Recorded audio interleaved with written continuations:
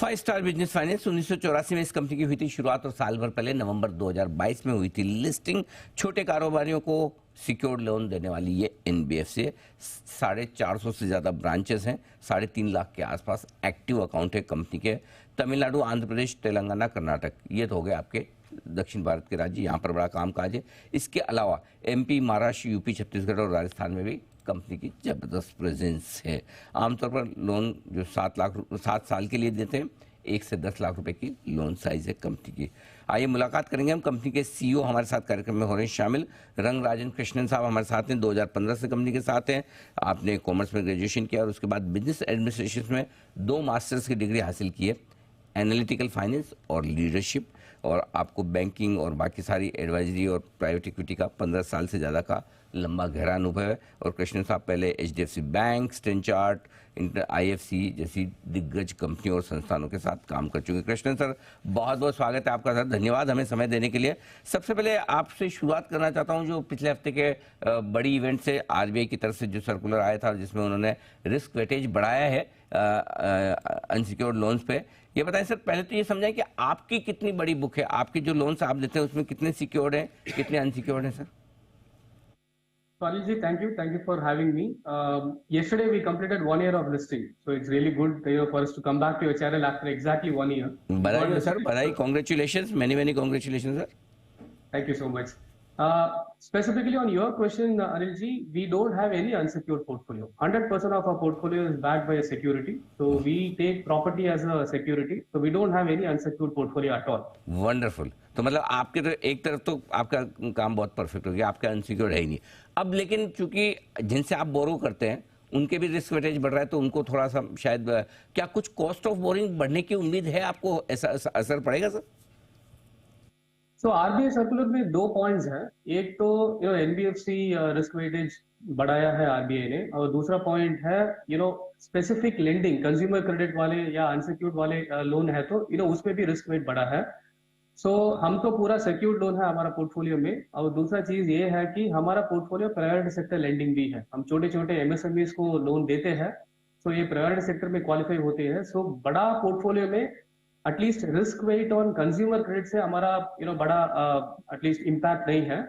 But जो NBFC in general में risk wait बढ़ाया है, at least some impact will be there. It is too early for us to से, but maybe we are expecting about a 25 basis points increase in the overall cost of funding for this. चलिए, तो cost of funding आपकी बढ़ेगी तो sir क्या आप कैसे करेंगे फिर? पास ऑन करेंगे या थोड़ा मार्जिन पर प्रेशर लेना पड़ेगा, मजबूरी है? So we have been actually telling in our previous conference calls that we wanted to pass on some benefits to the customers, because last 1 year our rating has increased, so we got upgraded from A plus to AA minus. Now our borrowing cost has decreased. About 1.5 years back, we used to borrow at about 11.5%. Today, our incremental cost of borrowing is about 9.5%. So we originally wanted to pass on some benefits to the customer. We will still pass on some benefit, but maybe we will reduce a little bit of those benefits if the cost of funding is going to be increasing for us. So we still don't think we have to increase the lending rate to our customers at this point of time.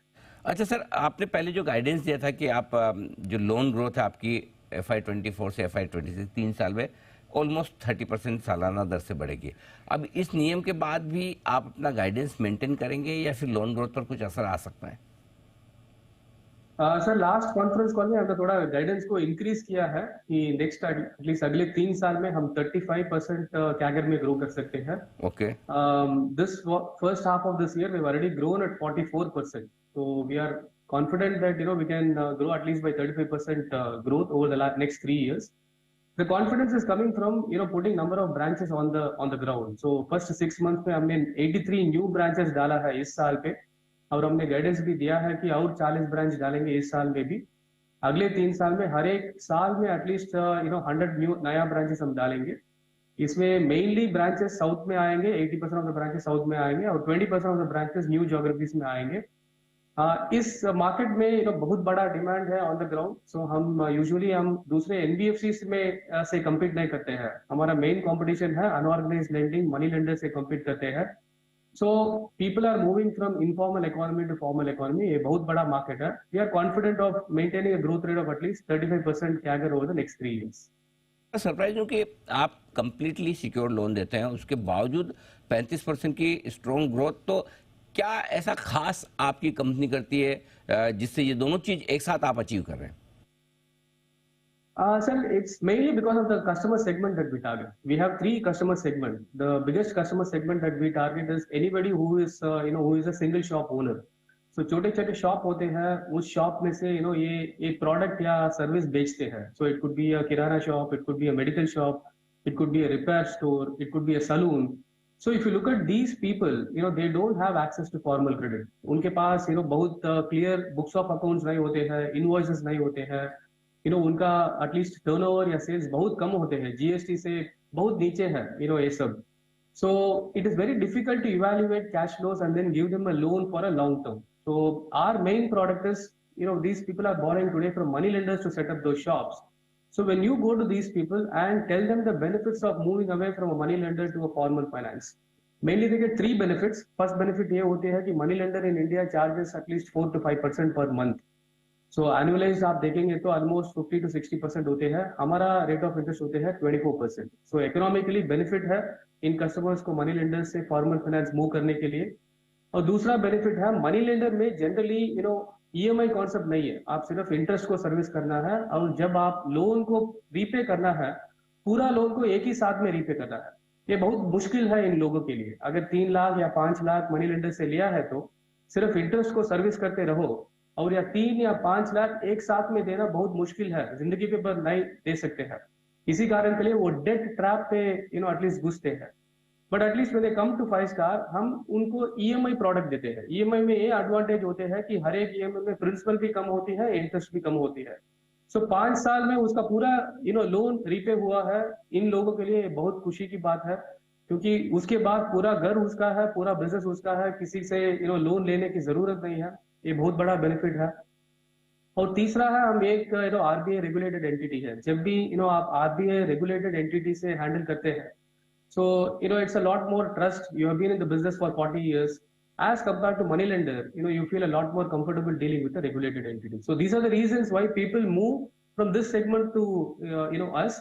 This segment is ready to pay because they are seeing the benefits of moving from informal to formal. But this segment is also very difficult to evaluate and make sure that your asset quality is tight. So our specialty is making sure that we are assessing them well. We are making sure that we are keeping collections under control and asset quality under control. That's the secret sauce behind the success of the company. ये है आपके लिए पूरा का पूरा exclusive और interesting business model 5 star business finance का. Sir बहुत बहुत धन्यवाद कृष्ण सर, आपने समय दिया और डिटेल में हमारे दर्शकों से अपने बिजनेस के बारे में बात की. Thank you so much sir. Thank you, sir.